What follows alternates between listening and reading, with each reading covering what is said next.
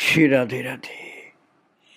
भक्तों, कन्हैया की गोपियों के कन्हैया से मिलने की जो सर्वाधिक संभाव्य स्थली होती है वो होती है यमुना की तट की पुलिन, अर्थात यमुना की शोभा दर्शन करते हुए यमुना जी का मंगलमय किनारा। वहीं बैठ करके गोपियां कृष्ण की वार्ता करती हैं, कृष्ण की प्रतीक्षा करती हैं और कृष्ण भी कृपा करके वहीं दर्शन देने आ जाते हैं।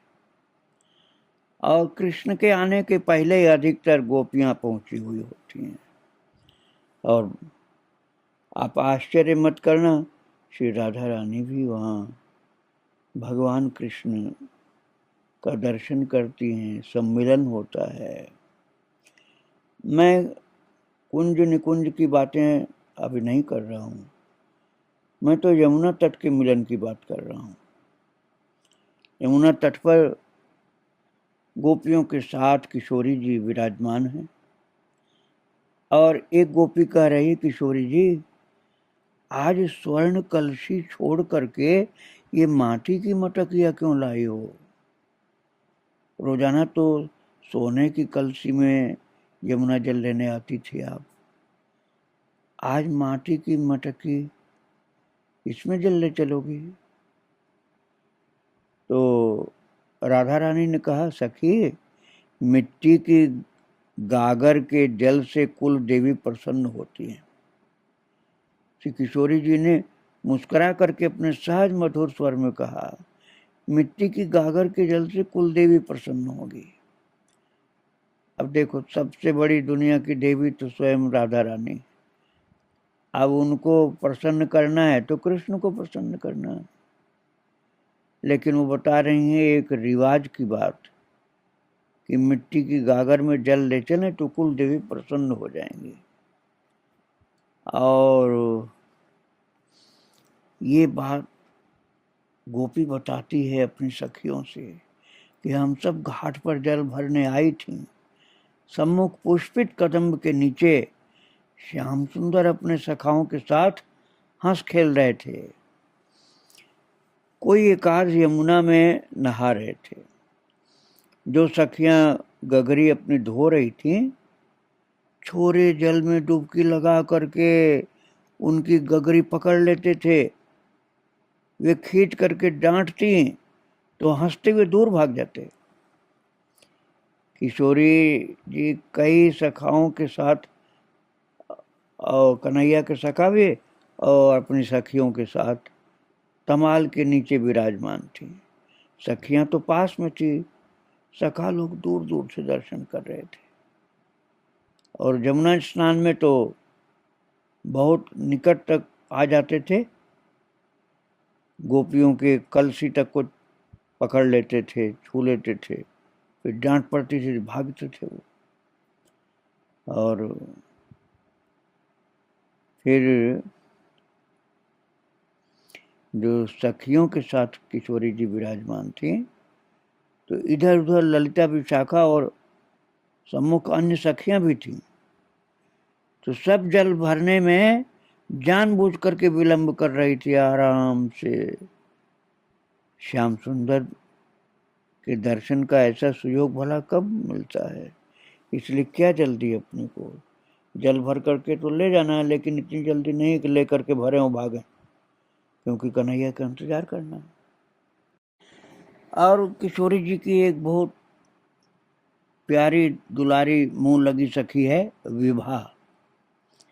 तो विभा जो है वो किशोरी जी के चरण कमल अपनी गोद में धर के संवाहन करने लगी, धीरे धीरे चरण सेवा करने लगी विभा सखी।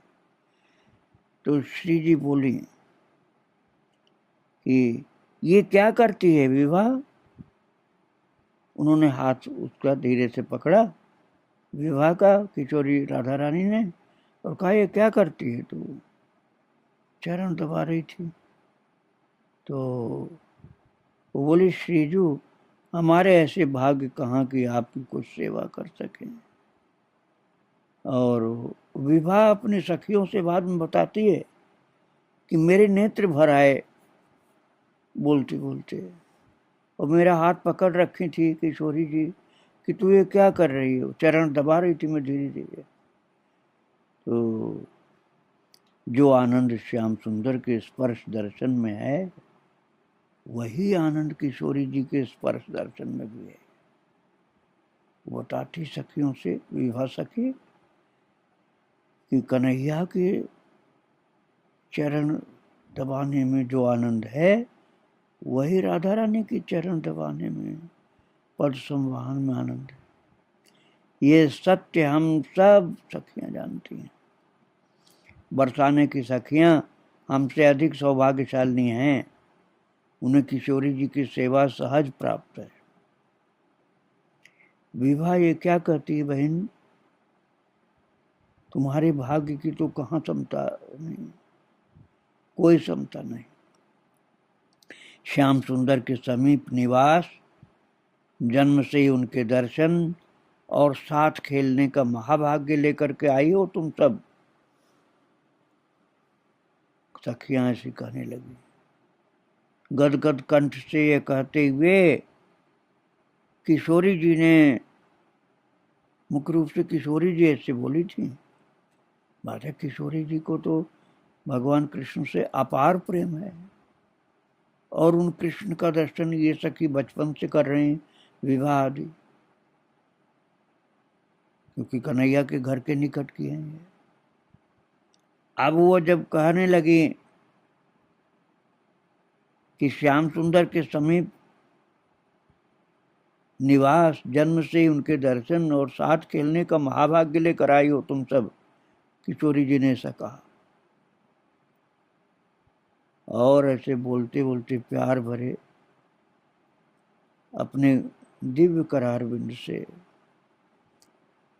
विभा के ठुड्डी को, चिबुक को ऊपर उठाया, और दोनों ओर के नयन घट छलक पड़े। और विभा कहती है कि जब किशोरी जी ने मेरे चिबुक को अर्थात ठुड्डी को ऊपर उठाया धीरे से, तो दोनों ओर के नयन घट छलक पड़े। तब किशोरी जी के भी प्यार के आंसू आ गए, और मेरी आंखों से आंसू की धारा चल पड़ी। तो मैंने उनकी जांग पर ही सिर टिकाते हुए कहा, अब तो ये बात नहीं है। हाँ सखी, सो तो हमने नारी जन्म पाया है। कदम तले उन सखाओं के भाग्य देख, और जितना संभव है लोचन लाभ ले ले। कदम के नीचे कन्हैया अपने सखाओं के साथ गहरी सांस लेकर किशोरी जी ने कहा, न जाने दिनमण क्यों धीरे धीरे चलते हैं, कब आएगा शरद। बात ये भक्तों की शरद की पूर्णिमा की प्रतीक्षा रहती है ना, तो इसीलिए तो मुंह से बात निकली थी। तब तक बोली एक सखी, देख देख सखी। और विभा कहती, मैंने सिर घुमा के देखा, श्याम सुंदर ने पटका आभूषण उतार करके कदम्ब मूल में रख दिए थे, और कछनी काट करके सखाओं के साथ जल में उतर पड़े। किशोरी जी के मुखारबिंद से भी ये शब्द निकल पड़ा, देख देख सखी, देख सखी। ऐसे बोल करके किशोरी जी कन्हैया का दर्शन कराने लगे। और उधर कन्हैया अपने आभूषण उतार करके कदम के जड़ में रख दिया, और कछनी काट करके सखाओं के साथ यमुना जी के जल में कूद पड़ा। और अब तक तमाल की छाया में बैठी बात करती हुई सखियां भी उठी, और अपनी अपनी गगरियां ले करके पानी भरने लगी। तो किशोरी जी सीढ़ी पर बैठ करके कलसी मांजने लगी। अब उनको स्मरण ही नहीं रहा कि वो स्वर्ण कलसी नहीं, माटी की गागर है। अब माटी की गागर को मांजने की जरूरत थोड़े उतनी, स्वर्ण कलसी तो मांजती थी।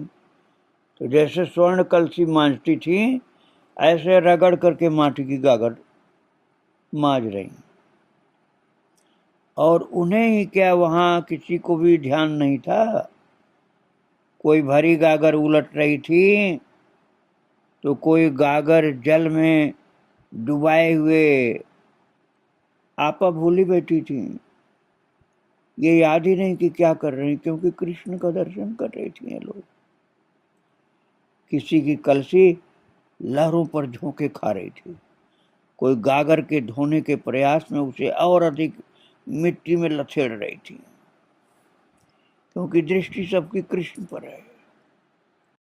ऐसा लगता था जैसे किसी को ज्ञात ही नहीं है कि उसके हाथ क्या कर रहे हैं, और उसके प्राण नयनों में आकर के समाये थे। देख रही थी हम सब कि अग जग भूल श्याम सुंदर की जल क्रीड़ा, और वे संतरण करते हुए अभी हमारे पास आ जाते, और कभी तो हमारे पास आ जाते और कभी दूर चले जाते। कन्हैया अपने सखाओं के साथ जल क्रीड़ा कर रहा था यमुना जी में। कभी तैरता हुआ किशोरी जी के निकट आ जाता, और कभी डुबकी लगा के कन्हैया किशोरी जी के निकट आकर जल में सिर निकालता और खूब हंसता। और गोपियाँ जो हैं अपनी किशोरी जी के साथ साथ ये दृश्य का दर्शन कर रही थी। स्नान करते हुए कृष्ण जो अपने सखाओं के साथ खूब यमुना जी का आनंद ले रहे हैं स्नान करके, वही दर्शन कर रही थी गोपियाँ। कभी मित्रों के साथ मुख में जल भर करके उसकी धार छोड़ने की होड़ करते, जोर से मुंह से धार छोड़ते जल की, और होड़ सी होती कि किसकी दूर तक धारा जा रही। और कभी एक दूसरे को पकड़ने दौड़ते, कभी डुबकी मारकर दूसरे का पांव पकड़ करके खींच लेते जल के अंदर। और उनके कमल नयन आनंद से उद्भासित थे। कन्हैया के कमल नयन भरपूर थे आनंद से, प्रेम से, और मुख से आह्लाद उल्लास झर रहा था। ऐसी प्यार भरी वाणी बोल रहे थे। घुंघराली अलकें कंधों, कपोलों और ललाट पर गीली होकर के कभी चिपक जाती थी, कभी इधर उधर चली जाती थी।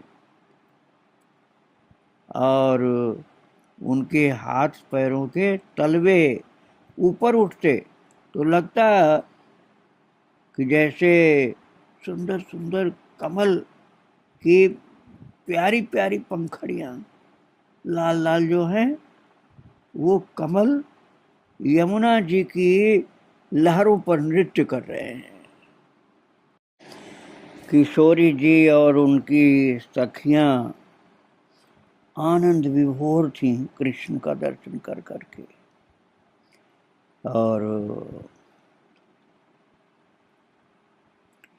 एकाएक विभा सखी कहती कि एकाएक हम लोगों की भाव समाधि टूटी, क्योंकि श्याम सुंदर तट के समीप आकर के जल उछालने लगे, और सीधा जल उछाल रहे थे किशोरी जी के मुखारविंद की ओर, और किशोरी जी सहित हम लोगों के भी वस्त्र भीग गए।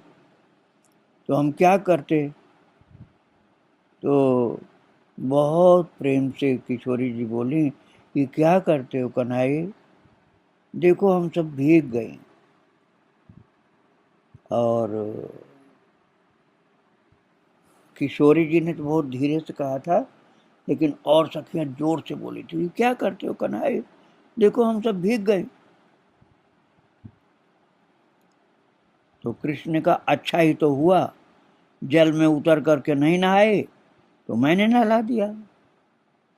सखाओं के साथ जोर से हंसे कन्हैया कि तुम नहीं नहाई तो मैंने नहला दिया। यही नहीं, उन्होंने मुख में जल भर करके धार छोड़ी जो सीधी किशोरी जी की कलसी पर पड़ी। किशोरी जी की कलसी पर कन्हैया के मुख की धार जाकर के पड़ गई।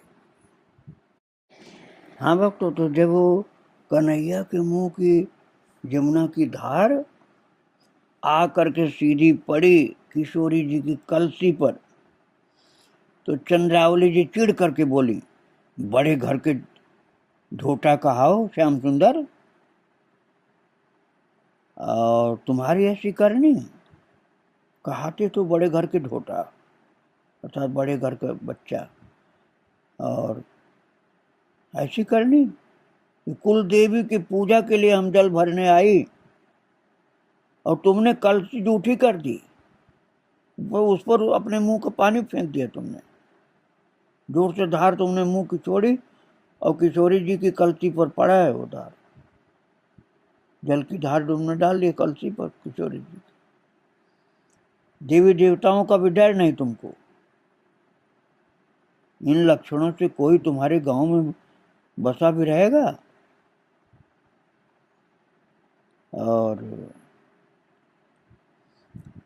कन्हैया ने बड़े प्यार से बोला, मेरा गांव बसे की उजड़े, इसमें तेरा क्या जाता आता है। मेरा गांव बसे उजड़े, इसमें तेरा क्या आता जाता है। अरे तेरा बरसाना तो बसा रहेगा ना। मेरा गांव भले उजड़े है कुछ हो, लेकिन तेरा बरसाना तो बसा रहेगा ना। ये चिंता में क्यों सूख रही है तू। श्याम सुंदर के मुख की दूसरी धार चंद्रावली के मुख पर पड़ी जाकर के सीधे। और अब तो सखाओं को खेल मिल गया। सब जल उछालने और मुंह से पानी की धार छोड़ने लगे और सखियां चिढ़ करके भला बुरा कहने लगी। चंद्रावली जी ने चुनरी से मुंह को पोंछते हुए नयन तिरछे और होठ बिचका करके कहा, इस बुद्धि पर बलिहार। राधा उठो बहन, इन ढीठ लंगूरों का क्या है। ये छोटे बड़े का अंतर क्या समझें, गंवार कहीं के। और इस तरह से चंद्रावली जी ने डांट लगाई और कहा, कहीं तुम पर जूठा पानी डाल देंगे, चलो यहां से। राधा रानी के लिए कहा, कहीं ये लोग जूठा पानी डाल देंगे तुम्हारे ऊपर, चलो। तो उन्होंने किशोरी जी का हाथ पकड़ करके उठा दिया कि चलो, नहीं तो ये जूठा पानी डालेंगे। अभी तक तो कलसी पर ही डाला है, अब मेरे तो मुंह पर ही डाल दिया जूठा पानी। श्याम ने पुनः मुख से जल छोड़ा और किशोरी जी पूरा नहा गई। उनका शरीर ऐसे कांपने लगा जैसे ठंड लग गई हो उनको, और अधमूदे नयन श्याम मुख कमल के भृंग बन गए। जैसे कन्हैया कोई कमल है और किशोरी जी के नयन भंवरे की तरह से उस पर प्यार से मंडरा रहे हैं। और फिर इसके बाद बोल भी पड़े, हम लंगूरों का क्या है सखी, हम तो गंवार ही ठहरे। और उन्होंने घड़ा फोड़ने की कंकड़ उठाया। घड़ा फोड़ मटकी को तो आज स्वर्ण कलसी तो थी नहीं, मिट्टी के घड़े थे आज, क्योंकि वो कुल देवी के पूजन के लिए लाई हैं जल लेना जाने के लिए। अब कुल देवी का पूजन करना है कि कन्हैया का पूजन करना है। अब कन्हैया जैसे शिक्षा दे रहा है। आज भी बहुत से लोग ऐसे हैं, बहुत सी माताएं भी हैं, बहुत से पुरुष ऐसे हैं जो अपने कुल देवता कुल देवी के पूजन में ही अपनी पुरुषार्थ समझते हैं। भगवान की पूजा भक्ति न करके कुल देवी कुल देवता की पूजा में लगे रहते हैं। जैसे ऐसे ही लोगों को शिक्षा दिया है प्रभु ने। और फिर तो कंकड़िया उठाई है और बोले, श्याम जो तुम तो बड़े अच्छे हो, सदा हमारी सहायता करते हो और बड़ी बड़ी विपत्तियों से ब्रज को बचाया है। अब घड़े फोड़ने के अनीत मत करो मोहन, मैया हमें डांटेगी। तुम हमारे घड़े अपने कंकड़ी मार के फोड़ोगे, मैया हमको डांटेगी। सदा तो हमारी रक्षा किया है तुमने, बड़े बड़े संकट से बचाया, अब हमारी मटकी फोड़ोगे तुम। विभा सखी ने कहा, हमारी मटकी मत फोड़ना। और फिर कन्हैया बड़े प्यार से कहा, अच्छा सखी चलो मैं तुम्हारे घड़े उठवा दूँ, अब तुम सब जाओ यहाँ से, हम नहा रहे हैं। फिर कुछ हो गया तो बकने लगोगी तुम लोग। हमारे नहाने में तो सब ऊधम चलता है, हम कभी मुंह से पानी छोड़ेंगे तुम्हारे मुंह पर पड़ गया पानी, कभी तुम्हारी मटकी पर पड़ गया, तुम सब नाराज होगे, इसलिए अब जाओ तुम सब, नहीं तो पता नहीं क्या क्या बकती रहोगी तुम। तो विवाह सखी कह रही है अपनी सखियों से, उस दिन की सारी बात बता रही है और कही, हमने शीघ्रता पूर्वक घड़े भरे और कन्हैया ने फटाफट उठवाए घड़े हमारे। किशोरी जी को आगे करके चले हम, सखी कहती, हम लोग जब चले किशोरी जी को आगे करके, पर मन प्राण तो पीछे रह गए हमारे। घर की ओर कोई आनंद नहीं दिख रहा था कि घर की ओर हम चलें। घड़े तो हमने सिर पर जरूर रखवा लिए थे, लेकिन पैर तो आगे चल ही नहीं रहे थे। पैर तो जैसे वहीं पर रुक गए कि हमें कृष्ण का दर्शन करना, हम घर जाके क्या करेंगे, इसलिए पैर हमारे घर की ओर पड़ नहीं रहे थे। इसी समय सन्न करता हुआ एक कंकड़ आया, सन्न से आवाज आई, इतनी तेज स्पीड में था वो कंकड़, और चंद्रावली जी का घड़ा फट से हो गया, क्योंकि चंद्रावली ही ज्यादा जोर जोर से बोल रही थी ना, तो जब वो चल पड़ी थी घर की ओर, बस उनका ही घड़ा फट से हो गया, क्योंकि कंकड़ी लगी थी जोर की उस पर, और वे तो जल से नहा गई। जैसे कन्हैया ने बता दिया कि कुल देवी देवता कहाँ हैं, सबसे बड़ा देवता तो मैं हूँ, अब मुझको छोड़ करके कुल देवी की पूजा करने जा रहे हो, तो लो मटकी फोड़ दिया मैंने। और इसके बाद नैनों में हंसी और मुख में क्रोध भर करके उन्होंने पुनः सबको लंगर गंवार आदि की गाली दी, और श्याम सुंदर ने दोनों हाथों के अंगूठे दिखा करके मुंह चिढ़ाया। सखा सब ठठा करके जोर से हंस पड़े। इस तरह से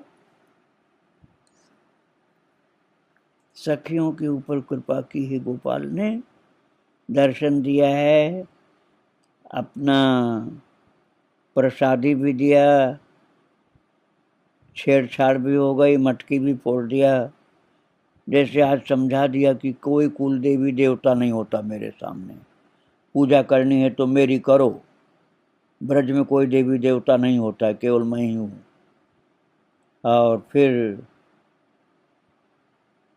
सब हास परिहास करती हुई घर की ओर जाती हैं, और गोपाल कुछ देर तक यमुना जी में नहा करके सखाओं सहित, उसके बाद गायों को लेकर के फिर घर की तरफ जाते हैं।